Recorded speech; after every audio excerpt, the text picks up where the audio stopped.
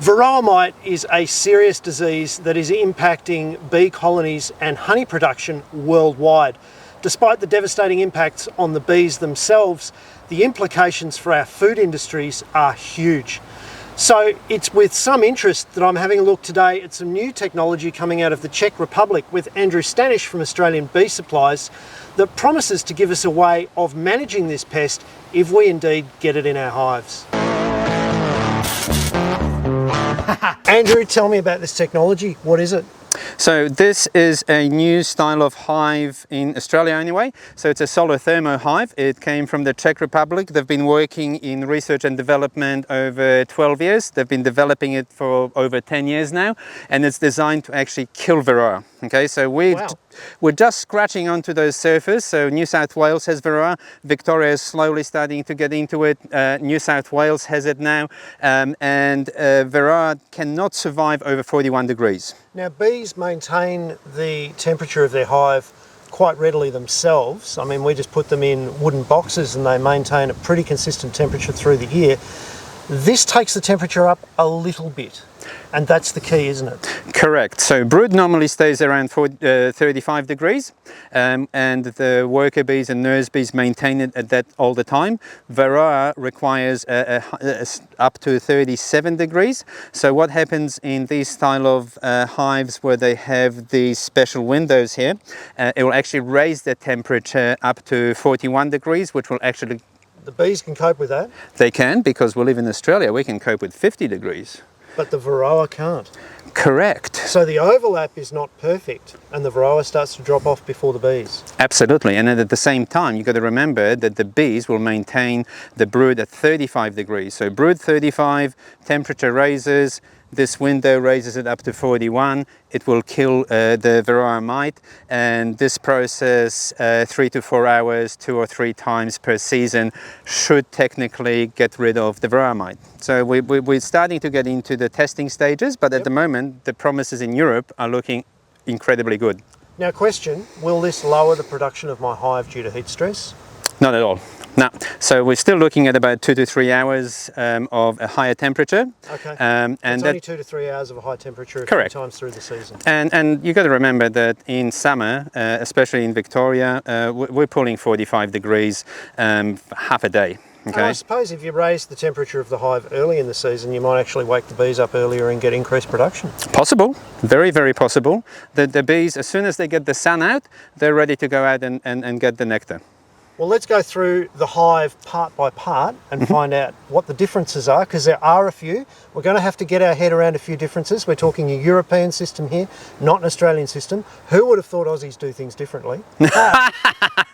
So let's start at the top and go to the bottom and discuss what the differences are to a normal hive that we would expect. So let's go through each component of the hive. It's a little bit different to a standard Australian Langstroth. Size-wise, it's the same, but there's a few discrepancies which I'm sure we can work around. First of all, we've got the lid. The lid is fully insulated and fully vented. So this is kind of a little bit like a Varroa hive, and it does give it extra properties of insulation, which is a good thing. We'll pop that across, and then on top of here we've got another layer with the glass and the heat. That's a solar collector there? Yep, that's the heat absorbent, so it'll absorb the infrared to be able to push it up to 41, 42, 47 degrees, I think is the theory behind it. So if you want to heat that hive up, you take the lid off. Correct. You leave the solar collector exposed and up goes the temperature. You got it. And it also means that you don't need to suit up. You can actually just take the lid off, wait for this to heat up, and then put the lid back on. Thank you very much. The theory behind it is that it should work like these front panels, which we'll go through as well. So they supply a thermometer with each of the boxes as well. There's so two you can check the temperature. Correct. There's 2 thermometers, so you can put them into 2 different boxes. So here now we're looking at some call it a half box, we call it ideal. So these are ideal frames, and oh my goodness, look at that. Earlier. Oh, they've already filled a full ideal frame of honey. And this is not European honey, Australian honey, beautiful. Anyway, so these are ideal frames in here. So we've got one full ideal box. We've got an entrance here which can be closed off, which we'll show you in a second. We'll pop that over here. And now we've got a full frame. So the full frame is where they have the glass with the infrared absorbent material. So this is where the magic is supposed to happen, and it will effectively raise up the temperature and kill the Varroa. So the Varroa in either the cells or on top of the bees will actually pop the cells effectively, because they can only survive up to about 41, 42 degrees. And then we've got full depth frames. Bang. And oh look! What a surprise! Oh, they also filled one full depth frame. Definitely Australian honey. There we go. So the one thing which is different here is that these frames are an 11 frame box. We normally have 8 or 10. And my little tiny friend here, she got a little bit stuck, but we'll let her go. Go baby, go Beryl. There we go. So at the front again there's an entrance here. There's an entrance on the other full depth box. And here we've got a reducer, so we can actually close that off. In Australia generally we will only use a one entrance at the bottom, and we don't do it on the long side. We normally do it on the short side, so on this side. So but there's a little bit to get used to if you're an Australian beekeeper. I think it's not significant difference. Not at all. I think it's something that will be altered to match the market. It makes no difference. We had a meeting with the bees on Monday, and they said they're not fussed whether it's side, long or short part of the brood box. All right, moving on. So here we have 4 steel pegs in here, which will allow to block off the solar entrance. So effectively it does this. They definitely have a little bit of work to do on this one, so size wise it's not perfect. I can live with it. All you need to do is chop it down.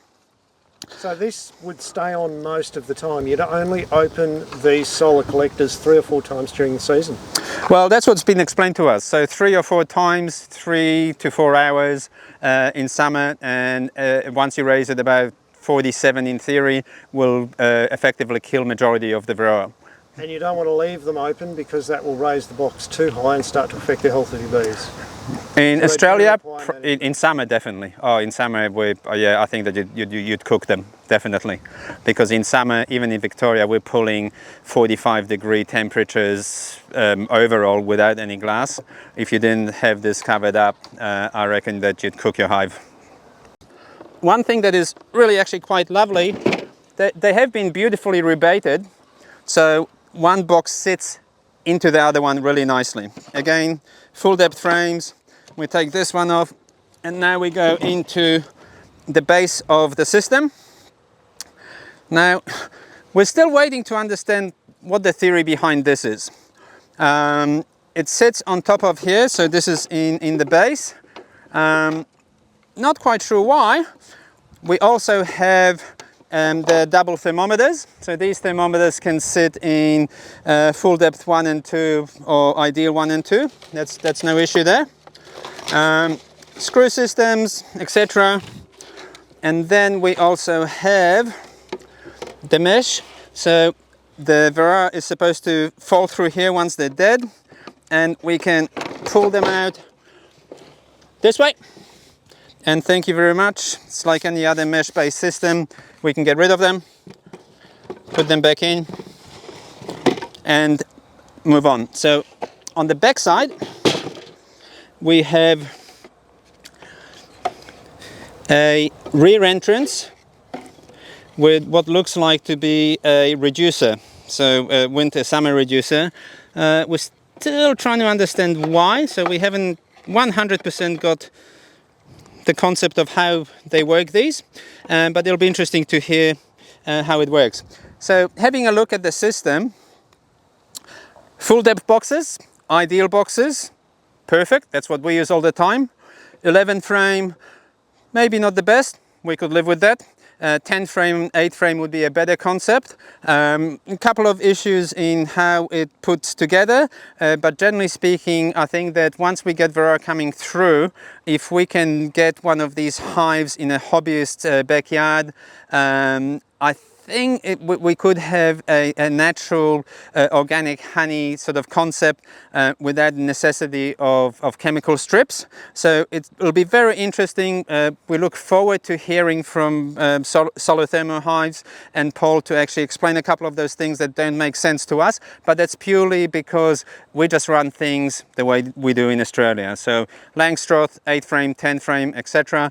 And these ones are just a little bit different. Well, Andrew, thanks for the walkthrough of this new hive. As a first look, it looks really interesting, doesn't it?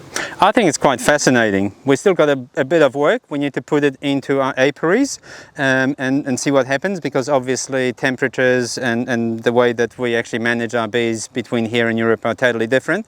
But potentially it's another tool that we could have. Precision temperature control to remove a pest without use of chemicals, it's got to be a good way to go. There are some labour implications for large apiaries, but for smaller people who don't want to use chemicals, perfect solution potentially. I can't wait to see what happens. I'd love to come back and have a look at one of these after it's had your bees in it for a few months and see how they like their new home. Yeah, we'll put some bees into it probably next week. We're in autumn at the moment, so we're starting to close down slowly. We'll put some in there, we'll start to grow them, we'll take them up north of Victoria near pollination. They won't go into pollination, but they'll go into a testing apiary. Yep. And then once we get back into spring, we'll bring them back to Melbourne and we'll see what's happening with them, how they develop the brood and how they're actually growing themselves. And we've been in contact with a few colleagues in New South Wales where Varroa is around there, and we'll bring some up and see what happens. Well, if you want to stay in touch with new innovations in agriculture, you know what you have to do. Hit the little subscribe button down there. And if you know someone who struggles with their temperature control, send them this video.